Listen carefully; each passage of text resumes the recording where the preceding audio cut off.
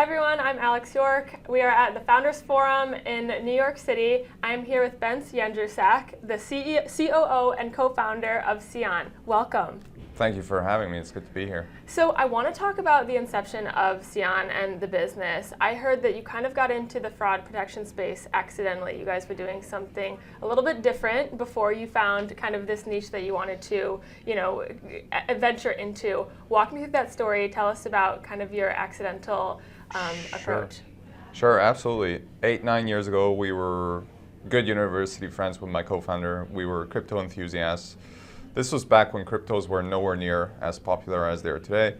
And we started building a crypto exchange back then. And after starting to accept credit card payments, we were faced with a bunch of fraud. So people were filing chargebacks, they were paying with fake credentials, fake identities. And that's when we looked at the fraud prevention space. We needed a solution.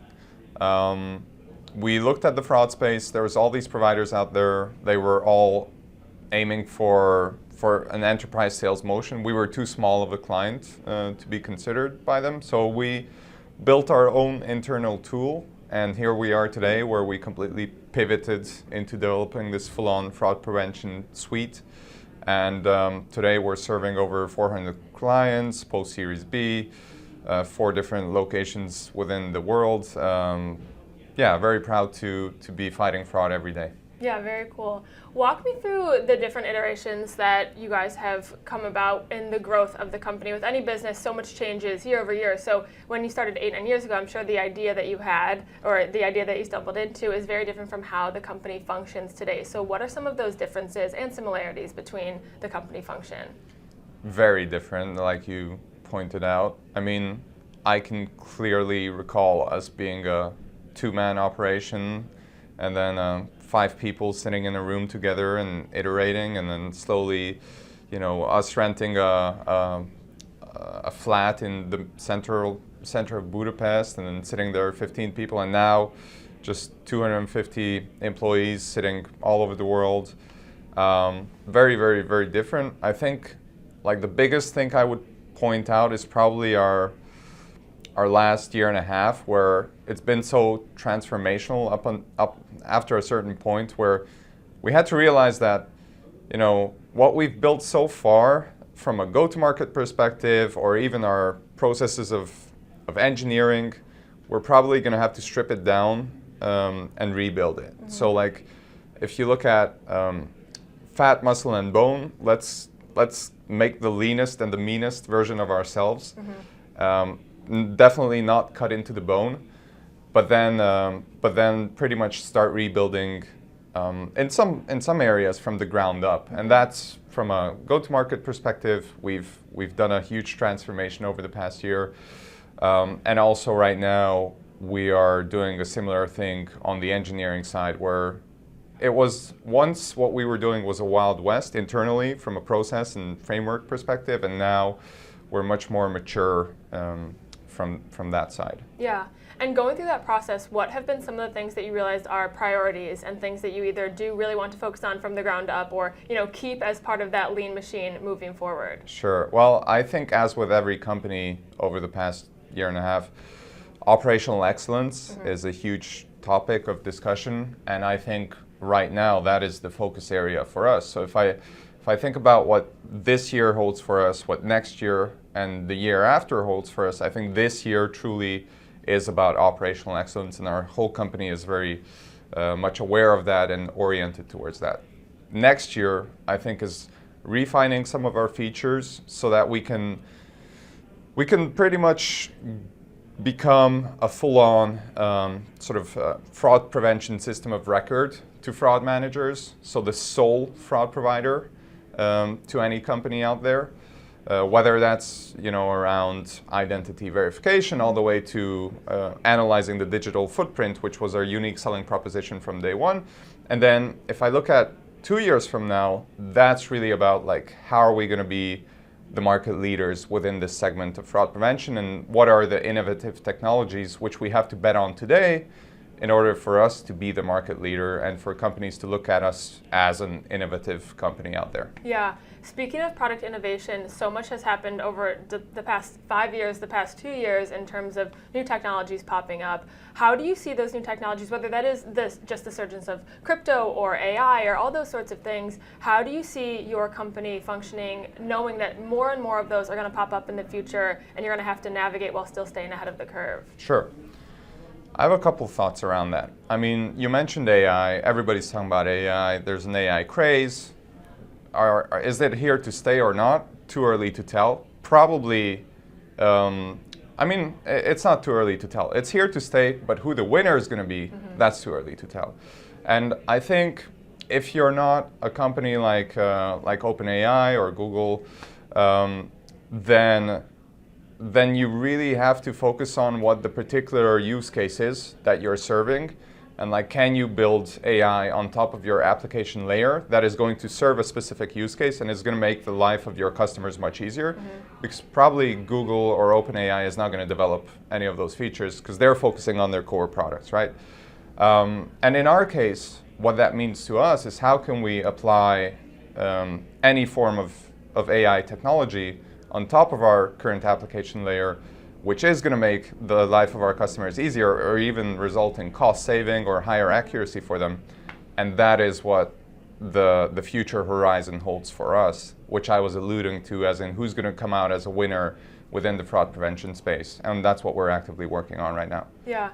You mentioned there that it'll help your customers, but I'm sure that it will help you as well to start tapping into those technologies and implementing it into your company. How are you thinking about those decisions moving forward while still staying lean, like you were mentioning? The good thing is, there's a lot of companies at our stage who raised capital over the past 2 years. And I think the winners, like it's hard to tell what the Series C onwards is going to hold for us in the next year and a half, because there's talks even out here that like all these mid to late stage investors, it's kind of going cold, that area. Nobody knows what the valuations are, so it's unclear. The good thing is, as we've become the leanest and the meanest version of ourselves, our cash burn rate has become very efficient. So like we have a we've extended our runway. Most of our company is based out of Hungary, which from a cost perspective is we're very efficient.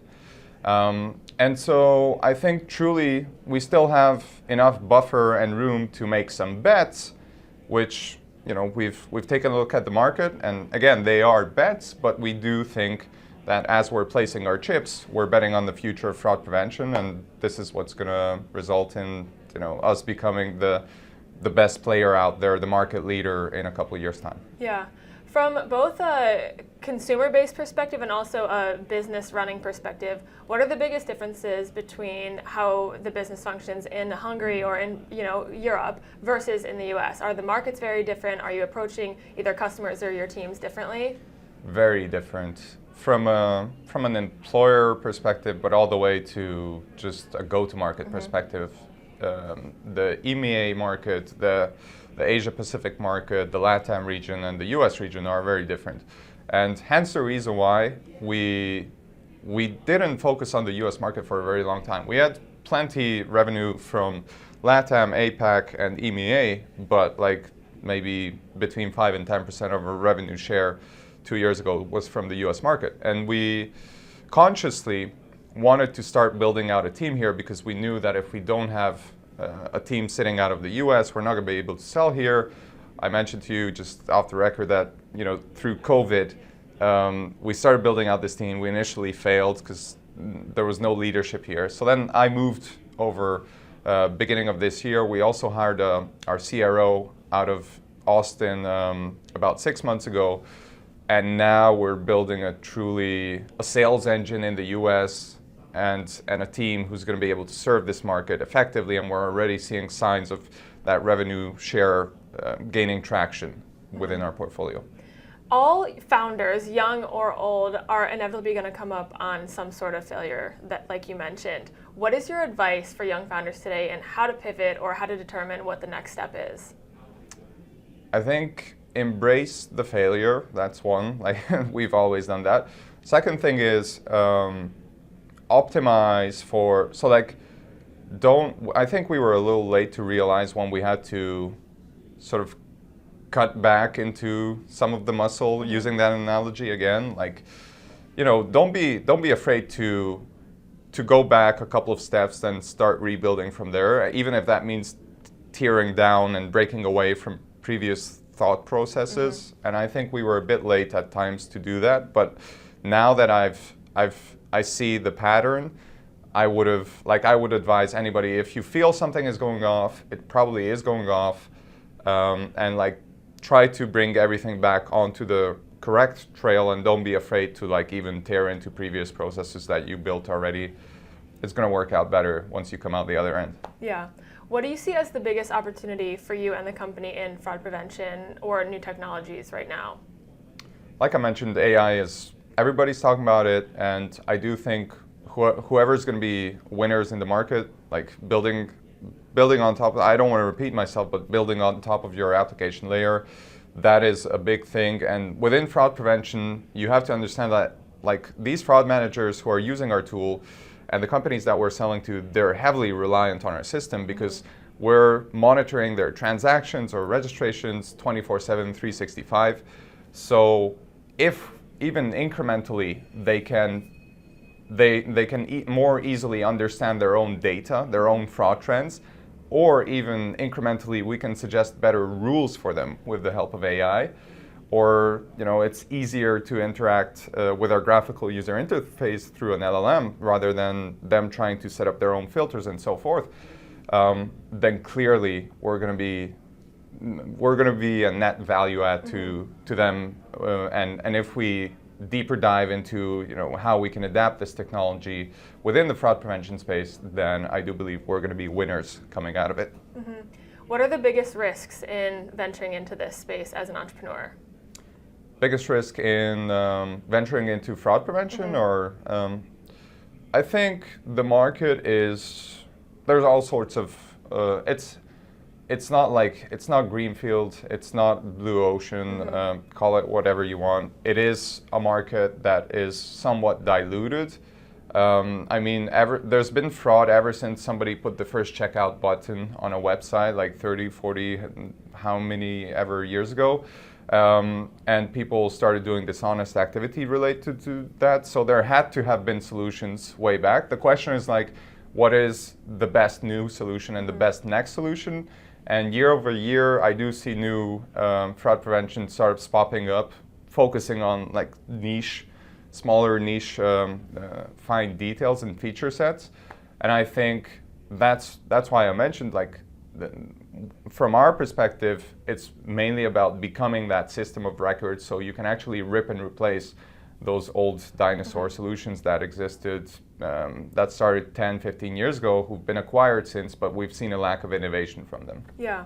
My last question for you, as an under 30 Europe alum, what is one thing that you want to tell the under 30 community? Is there a piece of advice, something they don't know about you? What is your message to the under 30s? To the under 30s, there's a quote I love, which is, you cannot teach a man anything, you can only help him to find it within himself. That's a quote I like. If you're leading people, like always keep that in mind. You shouldn't be, I'm not a micromanager type. I do like to give direction and lead in a way where it's best for me if you find the solution and I've helped you, guide you to the path of finding it. That's like my main, something that I've been thinking about in terms of growing as a leader over the past year or two, I'd say, now that we're a 250-person operation. So maybe that's a good takeaway and a good way to close up this conversation. Totally. Well, thank you so much. I appreciate you taking the time to talk. Thank you very much. Thank you for having me.